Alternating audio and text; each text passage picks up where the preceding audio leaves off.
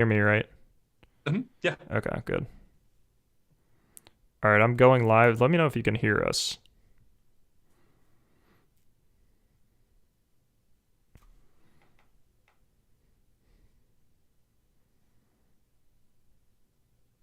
Yeah, I can. Can you hear any audio coming through? I did for a second. Yeah, I can't hear it through the YouTube window. You can? No, I can't. Okay, good. Yeah, All right. but I just turned down the volume on that, so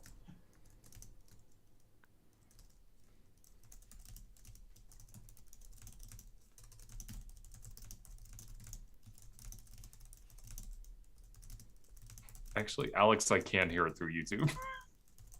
Awesome.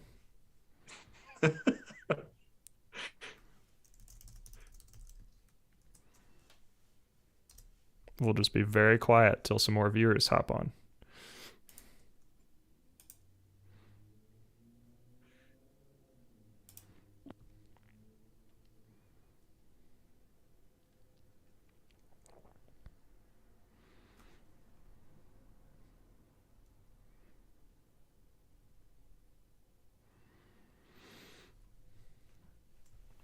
All right, you all ready to go? I think we're two of the viewers, but that's okay. Yeah, yeah, I think we're good. Oh, Okay. there's more. Awesome. Let me cut to the live view so y'all can actually see our faces. Not just hearing us talk to ourselves. Yeah, really. All right. Whoop.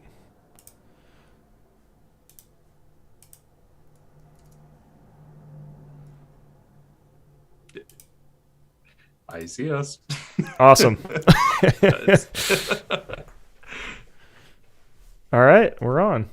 I don't know why I'm trying to remove all this. If I hit remove spotlight, would that help? I'm trying to get rid of all this stuff on your screen here, so it's just showing you. Oh, I see that. All the Zoom features and stuff. Yeah. I could report you. I'm not gonna do that. Okay. That's weird. I don't know why it's doing how that. season 4 is gonna go.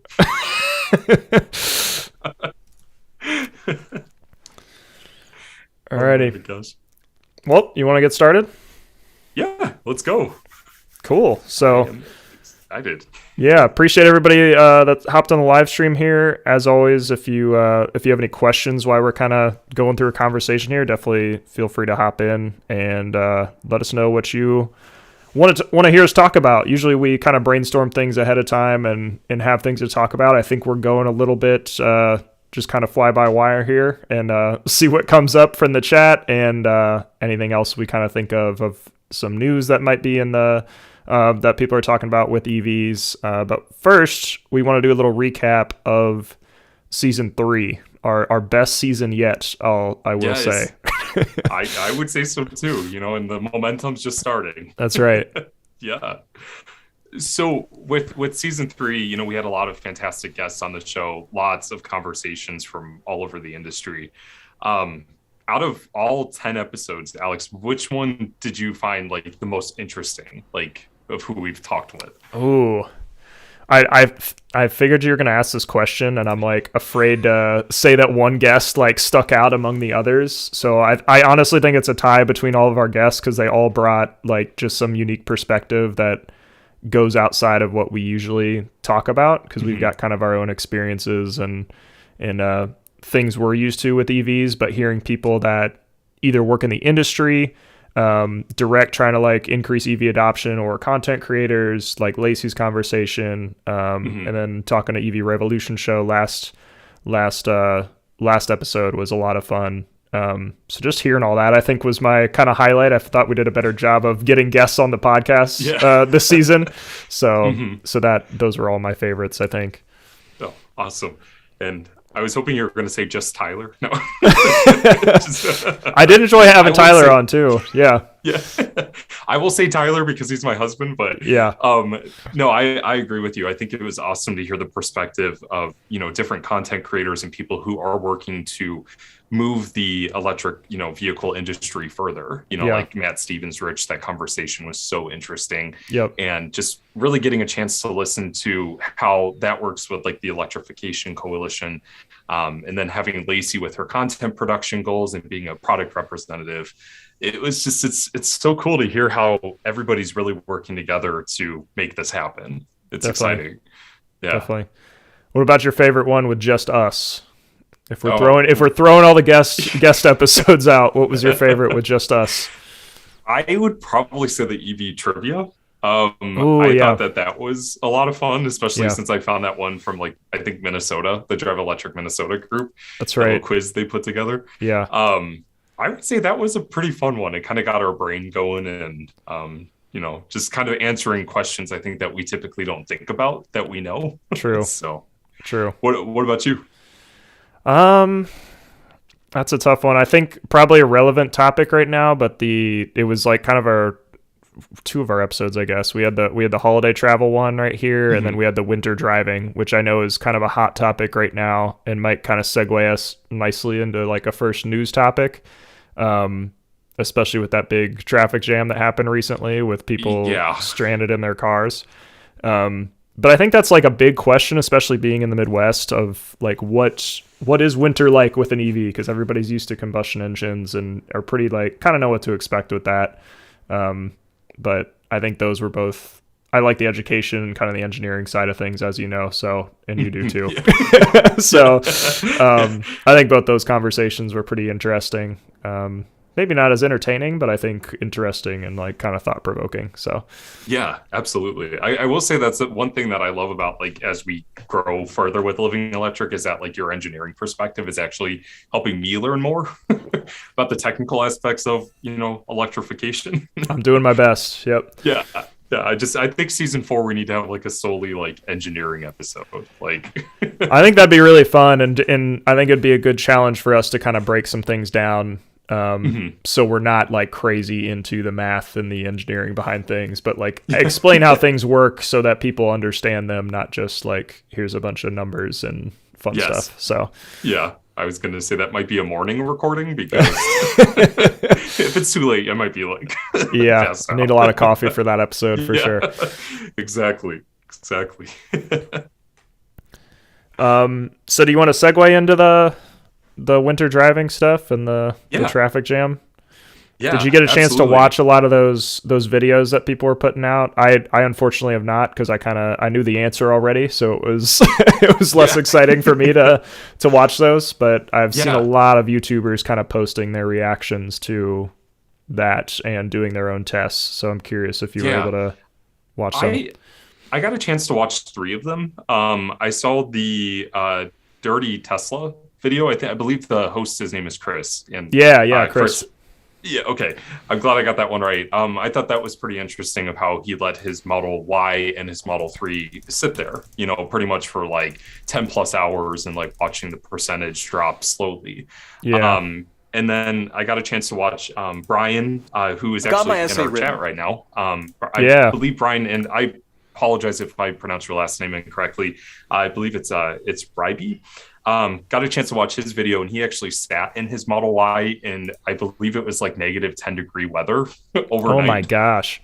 So that one was pretty entertaining to watch. And then with us being a Bolt owner, I got a chance to watch Steve from Plug and Play EV's video with his Bolt, and watching it sit there for 10 plus hours, I believe, only losing about 20% of battery. Oh my gosh. Just really shows you just how efficient these vehicles are when they're not moving, how they're utilizing that energy to heat the cabin and keep you safe. And I will say, I give Brian kudos for sitting through. This is this legit right here. He's in the action. Yes, yeah. I love it. Yeah, this was such an entertaining video, and I highly recommend if you're interested in watching something like that, go and watch Brian's video and definitely subscribe to his channel, because it was educational and fun to watch, but it really drove home the point that these cars are so much better than how the media was portraying them incorrectly. Yeah. I think that's a big thing that goes missing is just how efficient EVs are, like you said, at low speeds and or stopped. Like they get less efficient at highway speeds, which is kind of backwards from what a lot of people think with like ICE vehicles, because usually they're more efficient if you're traveling at like 70 or 80 miles per hour. And there's like, you want to shut the engine off when you're just sitting there because it wastes so much gas. So I think that's a huge advantage of EVs. And even outside of the winter driving, and like, I would probably rather be stuck in an EV in a situation like this than any other car. Yeah. Yeah. Especially if your EV has like media that you can watch when it's in work. I mean, like exactly. Turn on the heat, watch some Netflix, like Definitely. Yeah. Yeah, it's that whole situation in Virginia was so sad too, because people abandoned their vehicles, which made the traffic jam even worse because there was cars in the way. And if you were an electric car and you could just sit there and stay warm and safe, then I'm sure things would have been a lot better for these drivers. Definitely. But sadly, the media twisted everything. They basically tried to like send out like scare pieces to make it seem like EVs would make the whole situation worse, and that's not the case. One thing I do want to say really fast, Alex, is that I love how quickly everybody on Twitter like came together to produce those videos. Because to me, that's like a community that like sticks together. Like you're wrong. We're gonna prove you. We're gonna prove you wrong with these videos, which is pretty cool to see. Yeah. And I see Brian said it was a real party. I'm sure it was. Yeah. The other thing I was going to say is I've started to realize, I think I tweeted about this early in the year too, like most of the problems people are thinking that EVs have are just problems with cars in general. Like everything we bring up that could be a dig against EVs could be a dig against ICE as well. So like, let's say you ran in this traffic jam and you had a low gas tank, like you're going to be stuck there without a car that's running. The same is going to be true with an electric battery. If you're like hit this traffic jam with 10%, like you're going to have a bad time as well. So luckily that 10% is probably going to last a lot longer than than the like gallon of gas you might have left. So that is clearly an advantage, but I think trying to pin certain things like that on EVs is definitely unfair, like you said. And I think a lot of it kind of goes back to the fact that like people are still learning about this technology. I'm sure that there's like a sense of like not knowing better. Yeah. But at the same time, like if you don't know better, you probably shouldn't be sharing like that. Like maybe do some research, like talk to drivers. Like, exactly. I mean, there was an example. There was a standard range plus Model 3 that was in that situation, and they turned on Netflix, and I'm pretty sure the car lasted through the entire time. And when the situation was up, I think he had like 23% or 25% battery life. Yeah, which is incredible. I mean, you're not going to get that efficiency in a gas car. No, absolutely not. So I would like to stay with my EVs here. Definitely. Yes. How's your winter been so far with your ID4? Has it held up pretty well? I think this is your first winter with it, right? It is, yeah.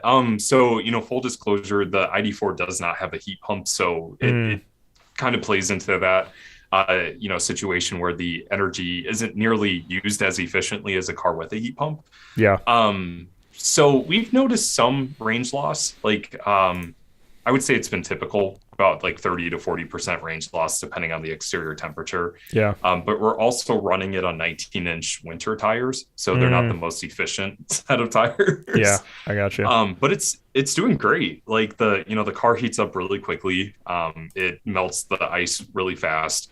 And with it being a rural drive, Tyler was having a blast driving it in the snow the other day. So I think it's pretty well, especially like right now it's about like I think 2 degrees with the wind chill, and the car sits outside. It's not losing energy as fast as we thought it might. Oh, that's good. Do you keep it plugged in all the time? We don't. Okay. With one, Tyler likes to keep the car in the garage, which makes sense. Doesn't want to get dirty. And our charger's outside. And two, the only outlet in the garage is just a 110, so it's kind of hard to use that energy efficiently. Yeah, that's fair. Yeah. But what about you? Yeah, it's been Model great 3. this year because I actually have a place to plug in overnight. So Yeah. I just plug Yeah, it in that's my right. garage. Whereas last winter was a rough time because I had Sentry mode on because mine was just parked out in the middle of our apartment complex parking lot, and it got really cold, so I would lose a lot of energy from Sentry mode, and I'd lose a lot of energy from just it being cold out. So over the course of the week, I would like lose way more than normal, even though I wasn't driving a lot, still working from home, and I would still have to take like weekly trips to the supercharger to charge up. So I'm very fortunate that I have charging now in the garage. So that has made things a lot easier. The biggest thing I've noticed probably, the difference is the like preconditioning.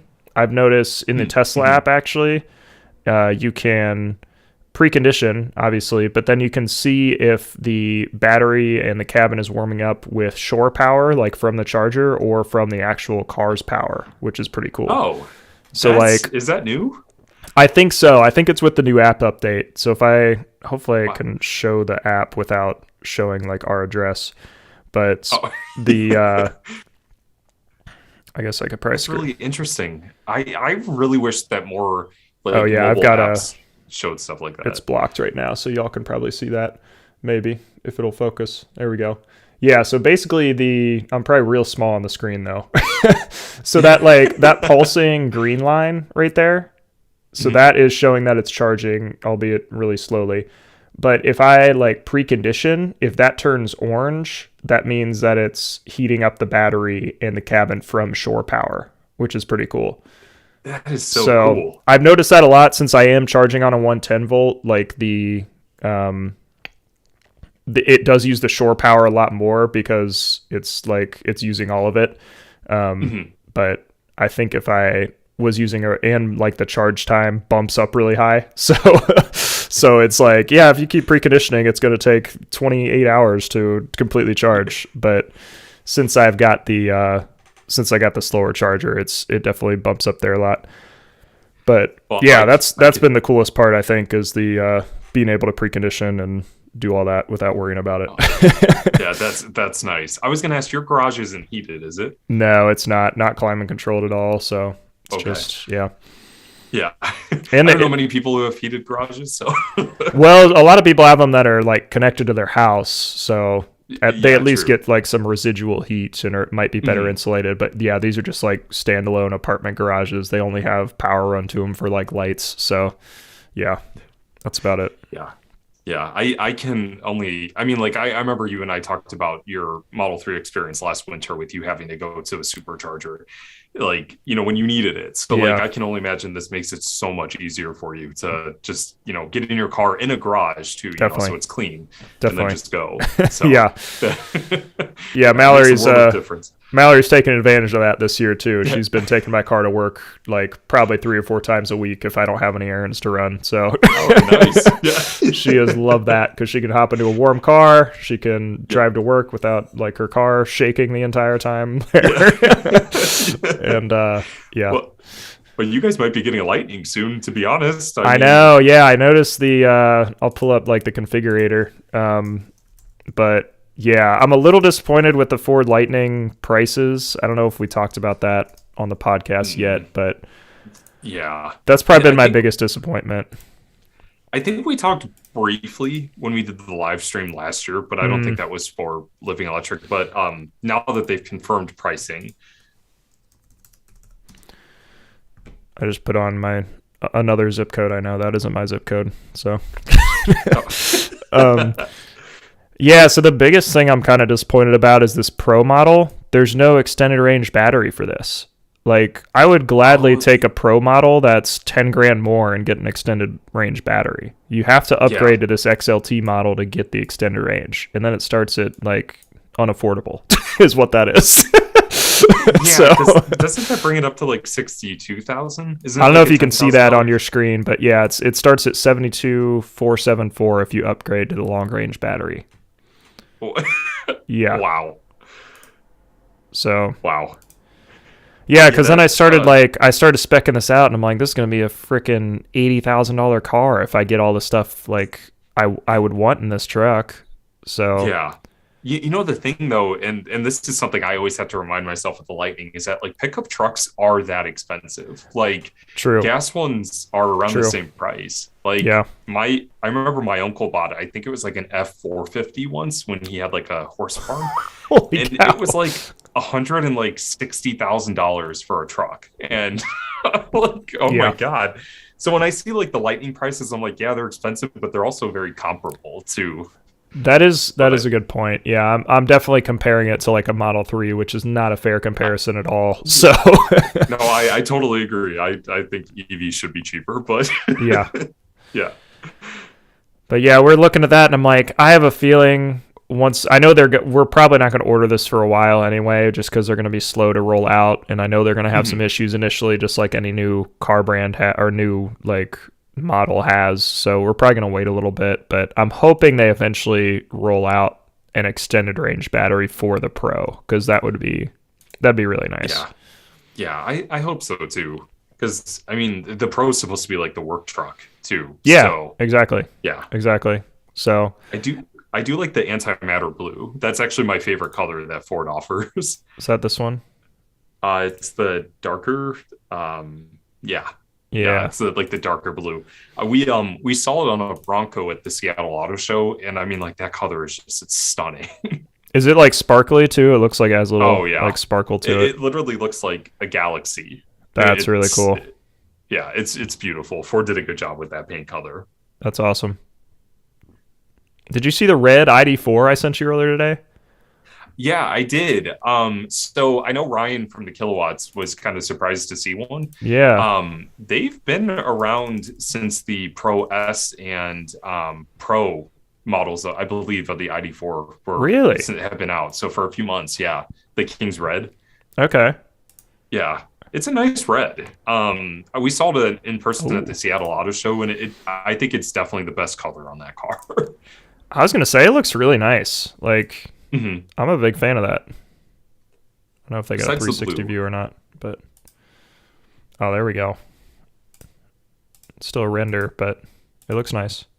Yeah, the red is a very nice color. And the ID4 is selling really well. Like... I've heard great things from everybody I've talked to, so that's really good to hear. Yeah, what's your favorite car color you've seen on EV or any car? I'm curious because you're a car person more than I am. I feel like. Yeah.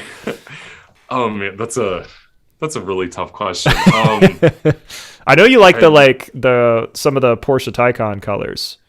It's funny you say that because Tyler actually saw a Taycan Cross Turismo today for the first time in person, and it was Dolomite Silver, which is the silver that the Taycan that we drove last year had. And Tyler and I are shopping for cars right now, and I'm not the biggest fan of vibrant colors on cars just because I think I would get bored of them easily. I like the grays, like the darker black, white, grays, silvers. That's such a tough question. Well, they have volcanic gray metallic. Yes. That's kind of cool. Okay, now that I'm watching you go through like the Porsche website, my favorite color on a vehicle is Carmine Red. It's like a darker, almost like a dark lipstick red metallic. I think it's stunning. Is this what the one we saw in Pasadena had? Was that the Carmine Red? That or was it I think that was a specific color for the GTS Taycan. Okay. Yeah, but that's the Carmine Red. Gotcha. Yeah, it looks nice. Do you have a favorite color? Ooh, I don't know. I'm a big fan of wraps personally. So I really like the let me see if I can find a picture of it, but the like Model 3 with what's the XPEL? It's XPEL Stealth PPF. Oh, is that the matte color? It's I think this is it. This is from Orange County Detailing, but yeah, they moonwalking. So it's Midnight Silver, my color of car, but they ignore these ads. These are not sponsors of Living Electric. Disclaimer. Yeah. Basically, they take the midnight silver metallic color and they put the XPEL Stealth PPF over top of it. So it's like this kind of like matte PPF they put on top of the car. So it's protected, but it's also like adds little satin look to it, which looks really nice. Oh, nice. So yeah, that does look nice. Hopefully they'll skip to where it actually. Yeah. Yeah. Like that looks real nice, I think. Mm-hmm. So see, that's the thing. I love grays. Like like a really solid gray color can look really nice. Mm-hmm. And I will say now that I know that like from time to time I complain about my Bolt. The paint, the paints that GM use like on their vehicles are actually pretty on point. Like that's good to hear. The gray on our Bolt is called Nightfall Gray Metallic, and in certain sunlight, it has like a green hue to it, and it almost looks like it's going from dark green to gray. That's cool. There's a lot of dimension to it. They do a good job with their paint colors. Yeah. I really like that satin.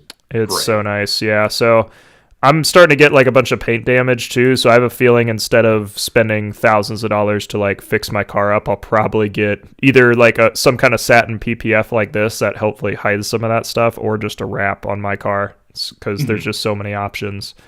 And it's usually cheaper than fixing the paint. So yeah.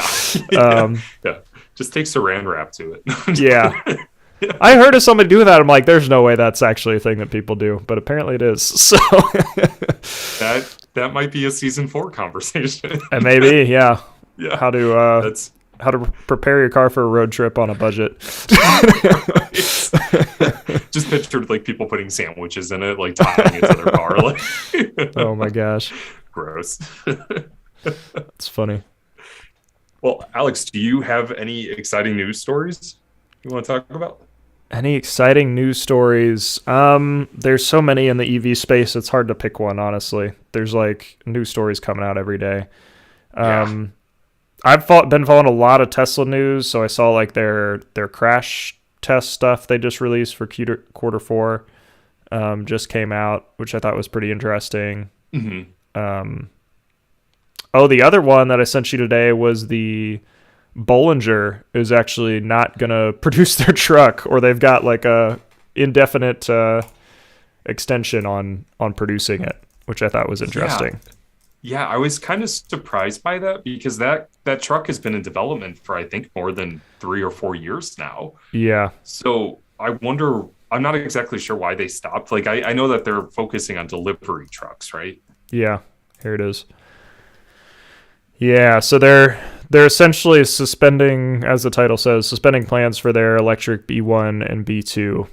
I think this is more of a business move, honestly, for them, because I know these trucks were going to come in pretty expensive to begin with. They were going to be very like kind of bespoke trucks. They weren't going to be mass produced. And I think business-wise, they have a better chance of making it as a startup if they really perfect their chassis and can work on their production and commercial side, which I believe is what this article kind of talks about. So, yeah, I absolutely agree with you. I mean, like when I saw it, when I saw the news story, I was a bit surprised, but at the same time, it makes total sense. Like develop your platform for different applications and then get to that point where you're building that truck. Yeah. And the SUV. Yeah. So I know it's going to be tough for a lot of these startups just because they have so much, like, it's an uphill battle already. Luckily, we've got a lot of support around EVs now, so finding money is a little bit easier. But I think in a few years, like, we're going to see a lot of consolidation in the EV space and people falling out that were once quite popular. So it'll be an interesting few years once things really ramp up. Oh yeah. I'm pretty excited to see what 2022 brings. Yeah, for sure. It'll be an exciting year, I'm sure. What about you? Any news stories you saw recently you want to chat about? I'm going to ask you, do you like Taco Bell? It depends on the time of day. And how tired I am. I think the last time I had Taco Bell was definitely in college, and that was a like, I need something to eat and I don't want to make anything, and I have $5. Well, I will tell you that I've only had Taco Bell once in my life, and that was Really? 2 years ago. Yeah. Wow.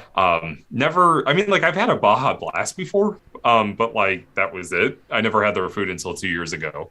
So Not a lot of vegan options there either. No. I mean, probably lettuce and probably beans. I'm not sure, but but if you are looking to go to a Taco Bell, you might actually have a chance soon to charge your electric car there. Taco Bell actually just announced that they've raised about $6.2 million in funding to install 70, well, actually it's 420 total chargers at 70 different locations. Wow. Okay. Definitely want to point out 420 is probably, I'm sure that's a specific number that they went for. But that's pretty exciting. So, ultimately, what was that? If these ads go away, I do have it. I have the article saved. I'll send it to you. This is a Forbes article from October of last year. Is there a new one that just came out? Oh, I am a little delayed.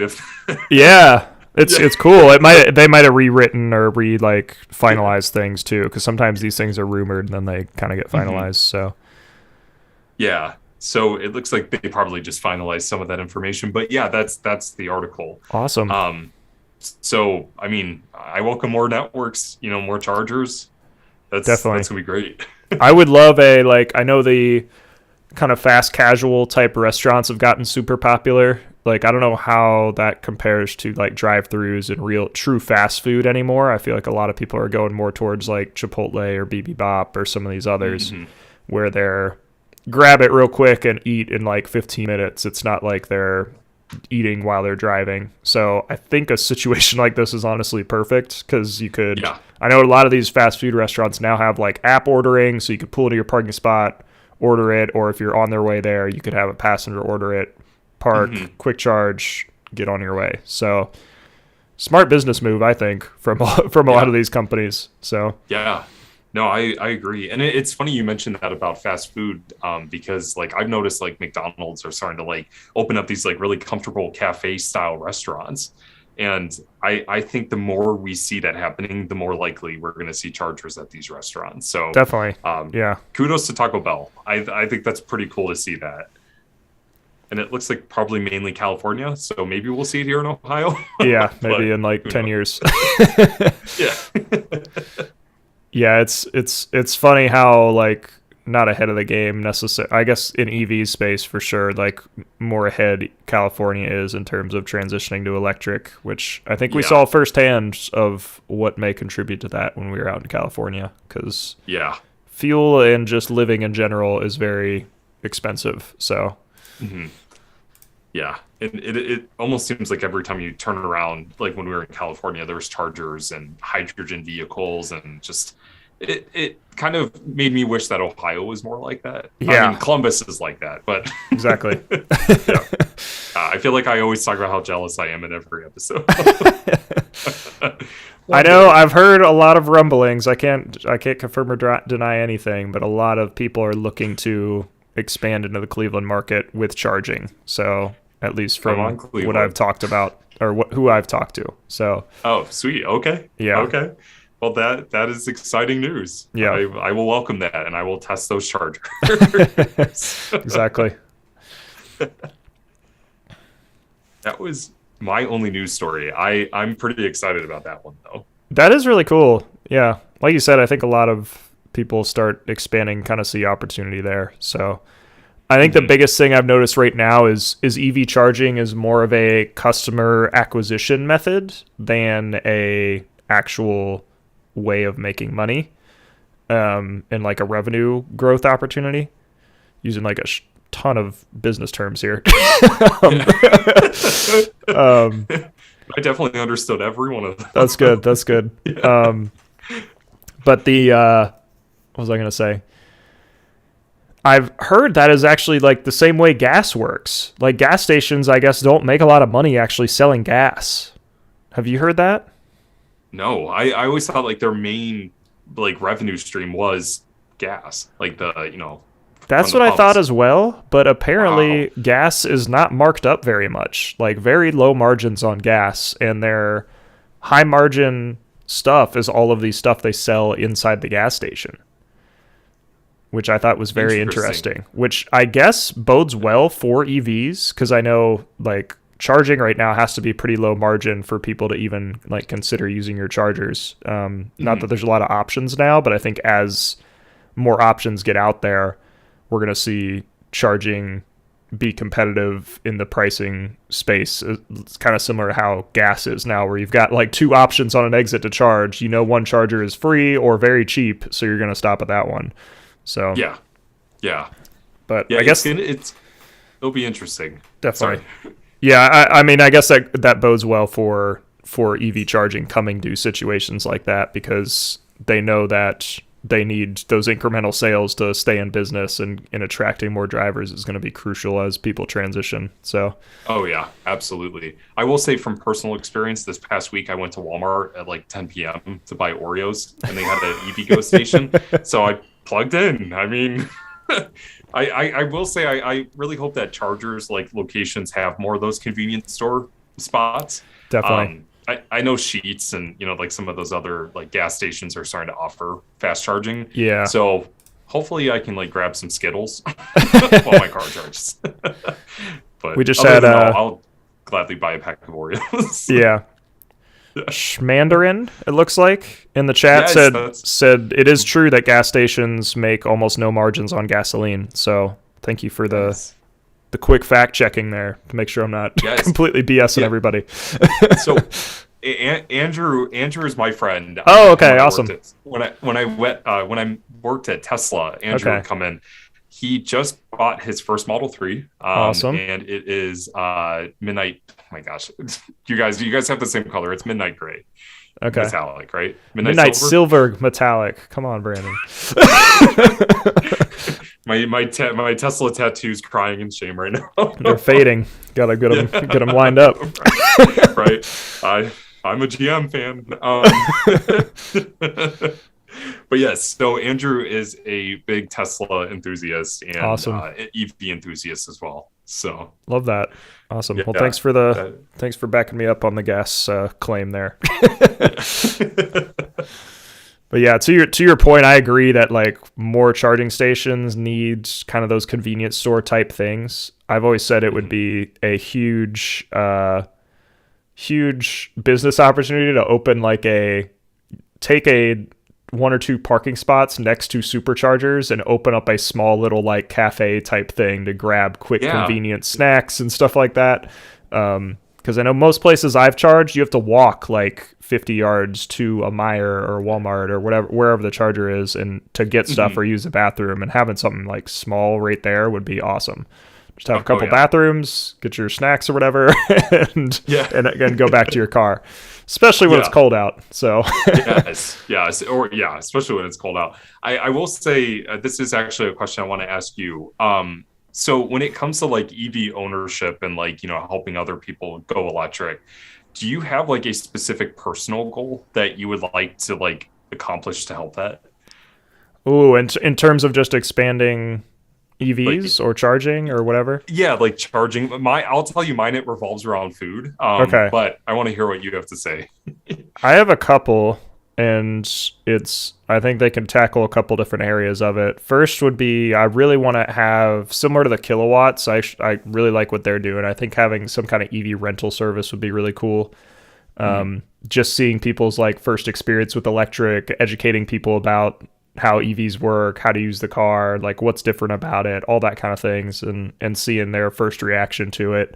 Because I think that's the reason a lot of people rent cars on Turo, like are either for fun or they're in town and need a car and they're familiar with a certain vehicle that they want. So I think that would be a lot of fun. But then outside of that, like I just said, I think opening up like a chain of small little like fast casual restaurants close to charging stations that people could stop at and grab a coffee or whatever would be really cool. So Yeah, I'm curious yeah. about yours. Hopefully I didn't steal any Well, ideas. Well, I mean, yeah, I think both of those are great ideas. Mine revolves around food too.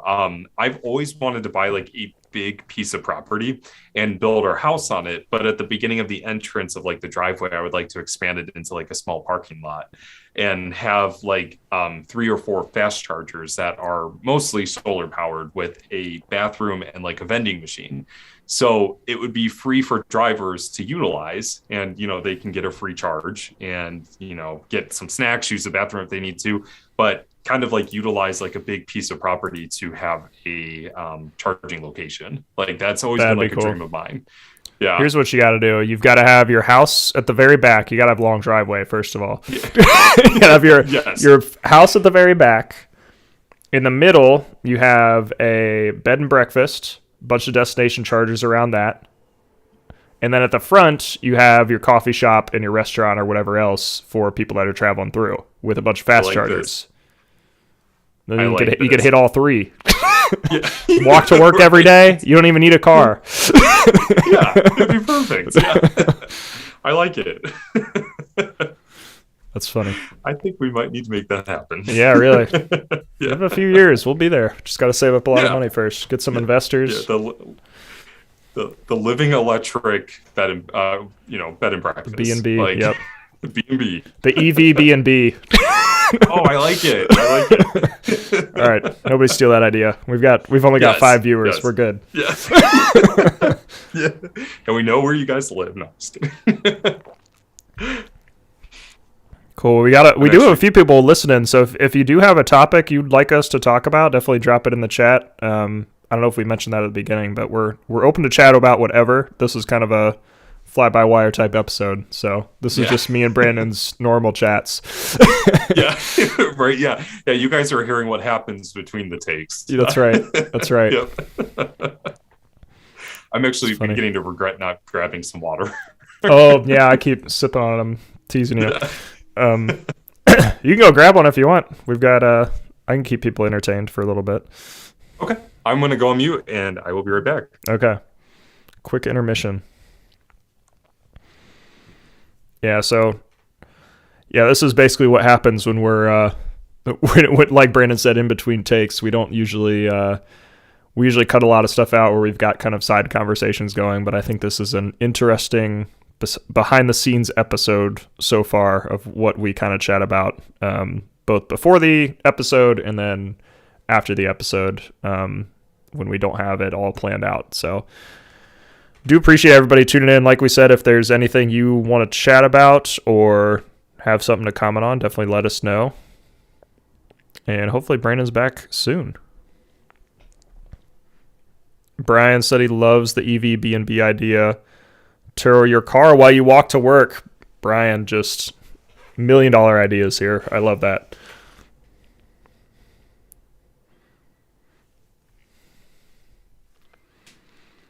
Hopefully the stream is looking okay too, because I know we were down to the wire getting the whole stream set up. So hopefully everything looks and sounds okay still.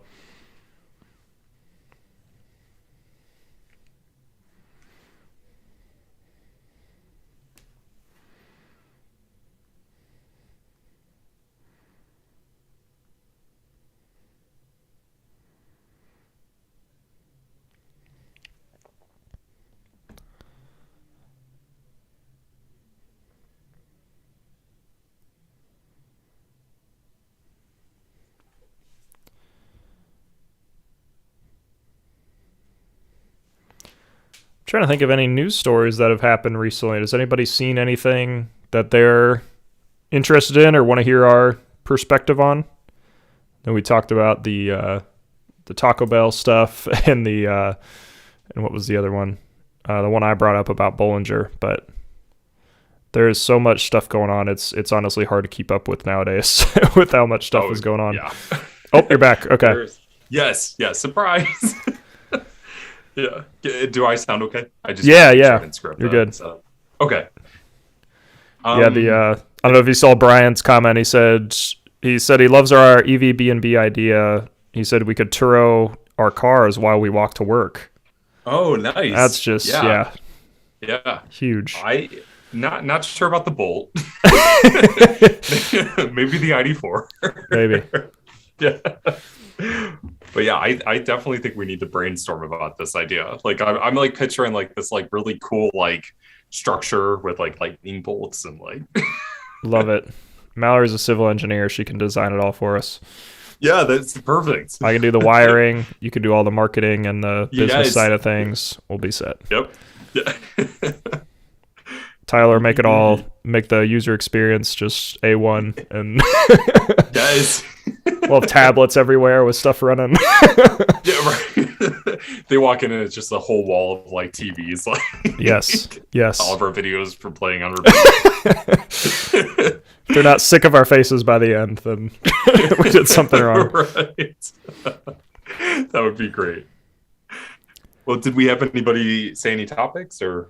Yeah, Brian just chatted. I don't know if you saw that. Talking about winter stuff, have you thought about an episode about the difference between the heat pump and resistive heating from the engineering perspective?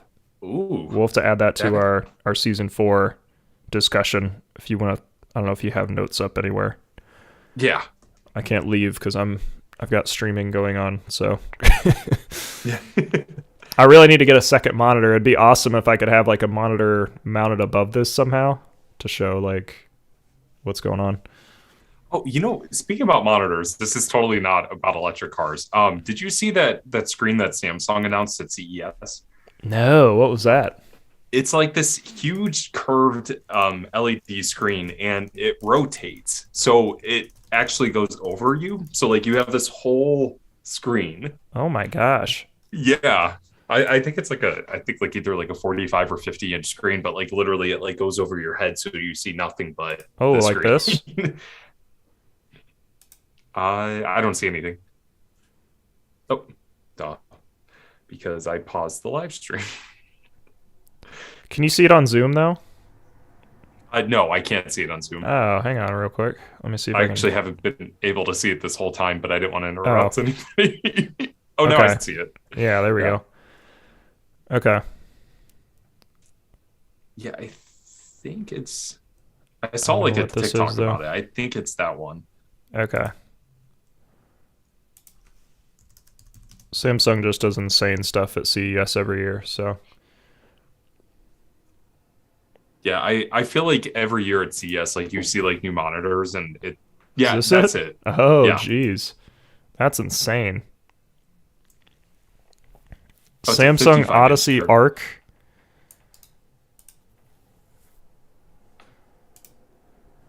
Oh, that was the same thing I brought up earlier, I think. That's really interesting. I've never liked I like the side-to-side monitors, but I've never liked having to like look up at a monitor. Yeah. Like my neck would hurt, I feel like. Yeah. Yeah, I feel like So- that's very fitting in like a spaceship, like. Yeah, I don't know. Yeah. So I see Andrew. Oh, sorry. Oh, go ahead. If there's a chat, that takes precedent over anything I've got to say. So, Andrew posted. I haven't listened to any of the other episodes, so I'm not sure if you guys discussed the upcoming full self-driving price hike. We actually haven't talked about that yet. And Andrew mentioned that 12,000 is way too high, and that he wishes enhanced autopilot would return. I am right there with you.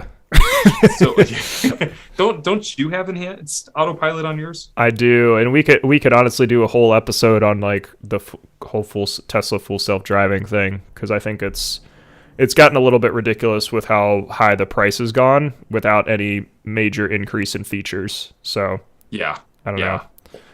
That's my mini thoughts as a Tesla owner, but we honestly could do a whole episode on that. So Yeah. I do have a video. For season I do have three. a video. I'll pull that up while you're chatting, but I think it's like, should you buy full self-driving or something like that? Yeah, look up this video of mine. Is this full self-driving option worth $8,000? This was like back in May of last year when they initially hiked it up. But essentially, I don't think so. Yeah. I just really wish that there was like some type of like worthwhile update, like besides like the full self-driving beta and like all like the tests that like a lot of drivers are doing. Like, Yeah. I just think like if you're going to increase the price, like there needs to be a reason why. Like, Agreed. Like from the beginning, it kind of makes me question, like from the beginning. Like I worked at Tesla when they added all the cameras to the Model S and like with the Model X, and at the time they said that those cars were capable of doing that. So like what? Obviously, I know technology improves, but like I don't know. Like to me, it was almost like you're putting out an idea that I think should have been more prepared before you made it public. Yeah, it seems like they were backtracking a little. Yeah, and I understand, like, as a business, you've got to continue to, like, hype your business up and market that and say, hey, we're working on this feature, it's coming. But, like, it's almost kind of like an Osborne type effect now, where it's like, well, why are we going to spend money on this when, like, nothing has changed? So, yeah. I don't know. So, to answer your question, I do have enhanced autopilot, which I think was a great buy at the time, because I think I got it in September of 2020, I believe. They ran like a month-long sale, I guess you'd want to call it, or thing on it, saying that like, hey, you can get enhanced autopilot right now. And I'm like, yeah, like enhanced autopilot is worth it because you get a significant upgrade over standard autopilot. You get the auto lane change, you get navigate on autopilot, you get a lot of this other stuff. And I don't think the bump from, especially for me, like the bump from enhanced autopilot to full self-driving is minimal. Like I think I would add like stoplight and stop sign control are the two things I would get. And that doesn't even guarantee that I would get this beta that they're testing with everybody. So I don't know. Yeah. I mean, like I definitely, I always kind of stand by the fact that like businesses always have room for improvement. Yeah. And I definitely think that this should have been thought through more before just continuously hiking up the price. Like, yep. I don't think 12,000 is going to be the last price increase. Like I have a feeling it's going to just go more. But yeah, I'm curious what I probably have a screenshot of it in this video of what was included at the time. It's so funny to see your old background. I know, it looks bad compared to now. But yeah, like this is the autopilot definition, which is included standard with every car now.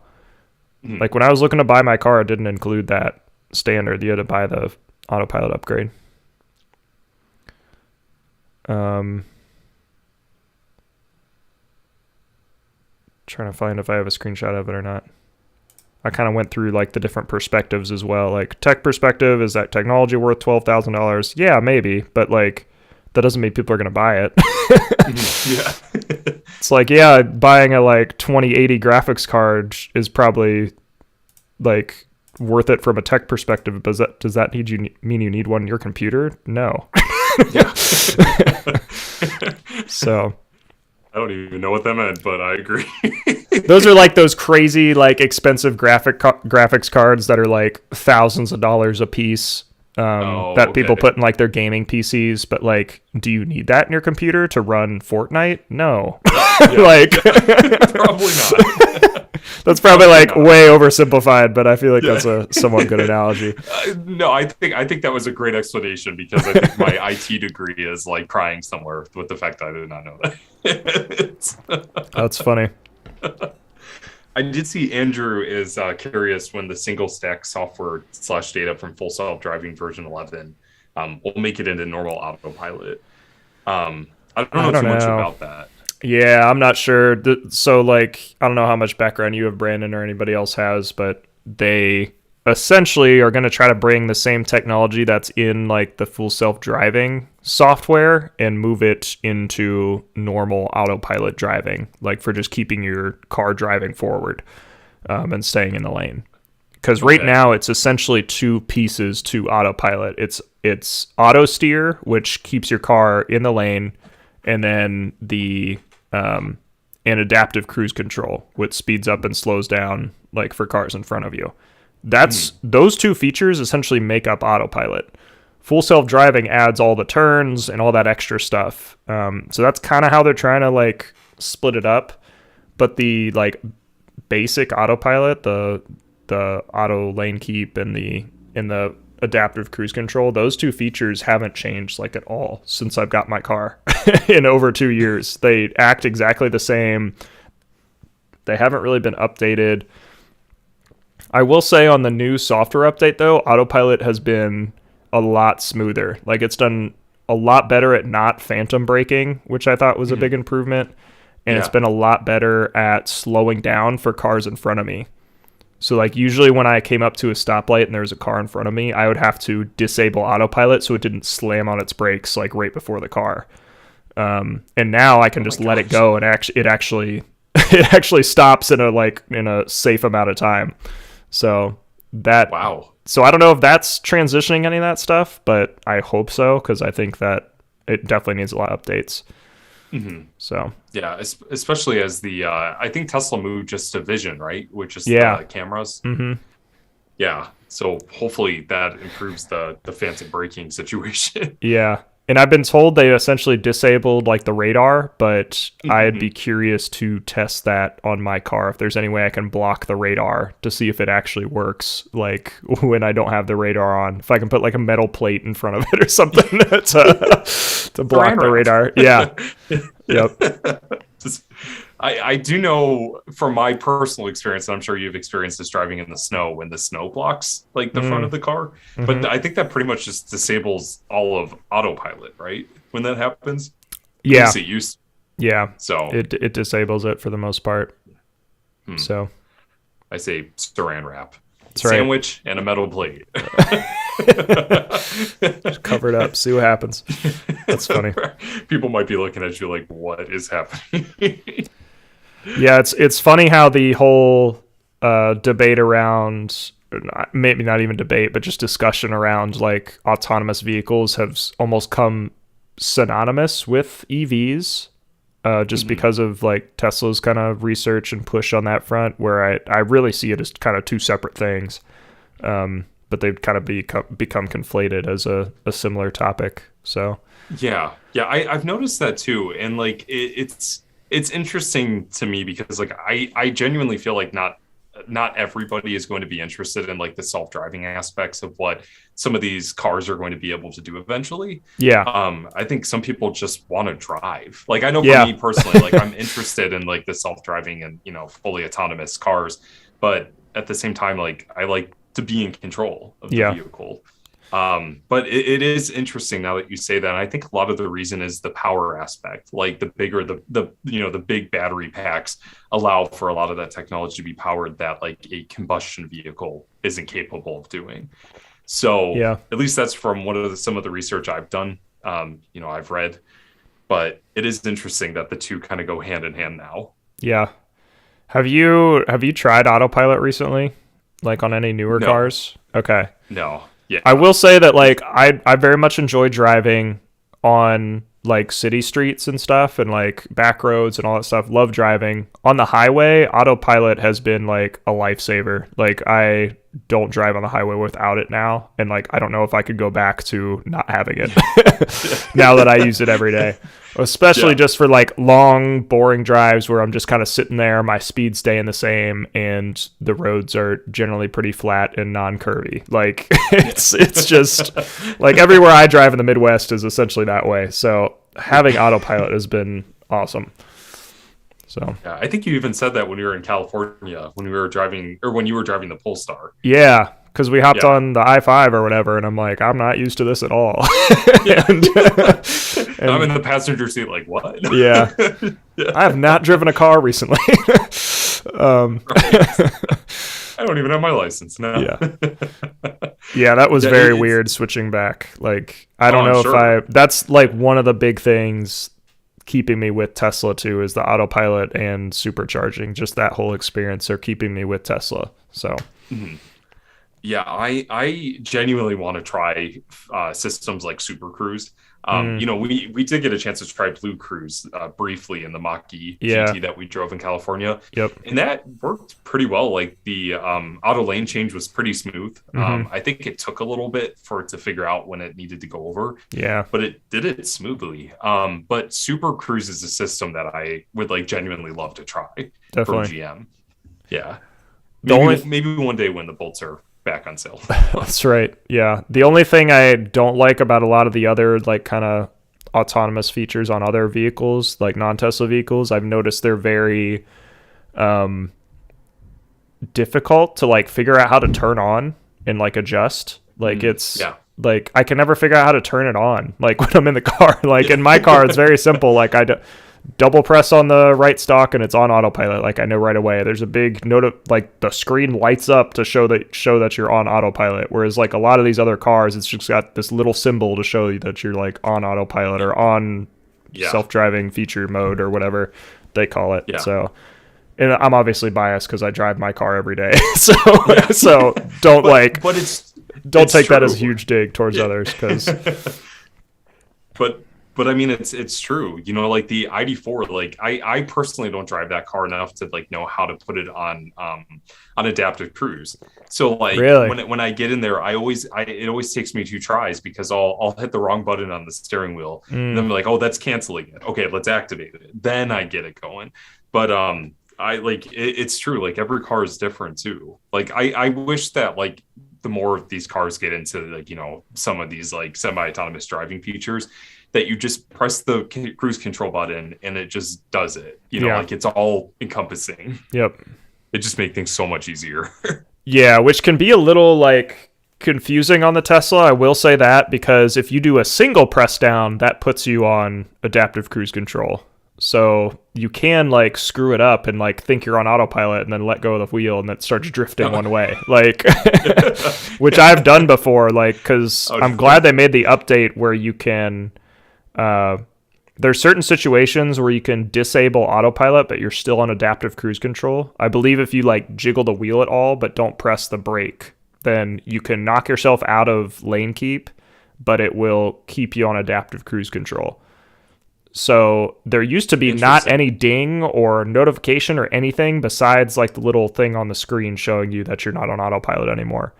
And they added a ding now so that you know when you knock yourself out of autopilot, and it's like it's still trying to drive itself, or it's still like you still got to take control now. So that was interesting. So if we replace one of the cars with the Tesla, that's actually something I would like to experience more like on a day-to-day. Definitely. Like I pretty much only have experience with like Autopilot 1, like you know, like the first Model S version.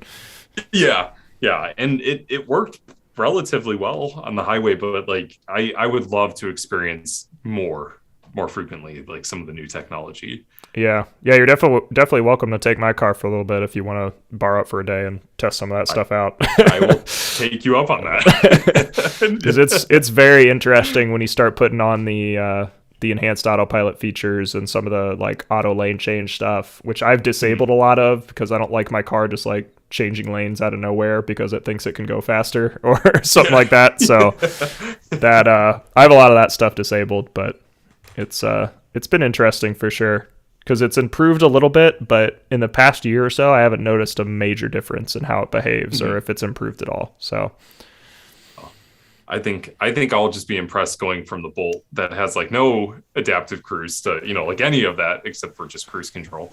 Does it not even have adaptive cruise? It's just straight dumb cruise control and that's it. The new ones do have adaptive cruise, and the Bolt EUV, like the top trim, does come with Super Cruise, like as an option. Gotcha. But yeah, our generation Bolt just has cruise control and lane keep assist. And, gotcha. It keeps you in the lane, but not like autopilot. Yeah, really. The ID4 does pretty well, though. I will say its lane keep assist. That's good. Does hold you well, but there is a sense of ping ponging like every once in a while where you bounce back and forth. But definitely. Other than that, it works pretty well. Gotcha. So. Anything else you want to discuss on this one, or do you want to wrap it up here? I feel like it's been an hour now, so we usually wrap up by this point. It's already been an hour. I know. That's crazy. Well, the one thing I do want to point out before, you know, we wrap up is that with us preparing for season 4 and, you know, getting some like topics together, we really would like to have more guests as well as like voice messages sent to us. That way we can answer questions from the listeners. So if anybody has any questions, definitely send us a voice message through Living Electric or the Anchor app, and we can have you on our show because it would be pretty cool to interact with you guys more. Definitely. Yeah, that's a big like thing we want to do better next season is have some more kind of audience interaction. So yeah, unfortunately, the only way to add voice messages is through either the Anchor website here or the Anchor app. So you can just click this message button right here, and that'll allow you to essentially upload a voice message to us, and we'll answer that question on our next episode. So you get a chance to be featured on the nation's leading EV podcast, Living Electric. Don't Google that. Hey, we're getting there. We're getting there. We are. Yes. This is episode 30. Oh, actually, I turn 30 tomorrow, so this is Oh, look at that. 30 Yep. for plug in my birthday. Send us those voice messages because we'd love to hear from you guys. Definitely. And as always, like our DMs are open on like all social media, either our personal ones or the Living Electric DM. You can send us stuff there. We need to make sure we allow DMs from everybody on the Living Electric stuff too. We probably need to check that. Yes. Yeah. So that we don't get like instantly block people if they aren't following us or something. So yes, which you should be, but if you aren't, you still want to message us, you should be able to. But anyway, anything else, or you think that's good for? I think it's good, and I just want to say thank you to everybody who's listened to us and supported us. You know, it's been a year since we started putting out this podcast, and we're super excited to see where the future takes us. So thank you guys for supporting Living Electric. Definitely. Yeah, we'll be back with season 4 pretty shortly. We're going to take a little bit of a break here. I know, Brandon, you're going to be traveling here soon, so we got to figure out some mobile recording. So so season 4 might be a little interesting, but we'll figure it out. We roll with the punches here. So yeah, exactly. Appreciate everybody listening and tuning into this live stream. Let us know what you thought of this too. This was our first time trying this, so if you have any feedback or things we can improve, definitely let us know. And we'll catch you next season. And cut. All right, I'm going to end the stream. Thank you. Big thank you to everybody that stuck around through the whole stream here. This will be on our YouTube channel too. But we're going to end it now. Brandon and Alex signing off. See you, everybody. See you guys.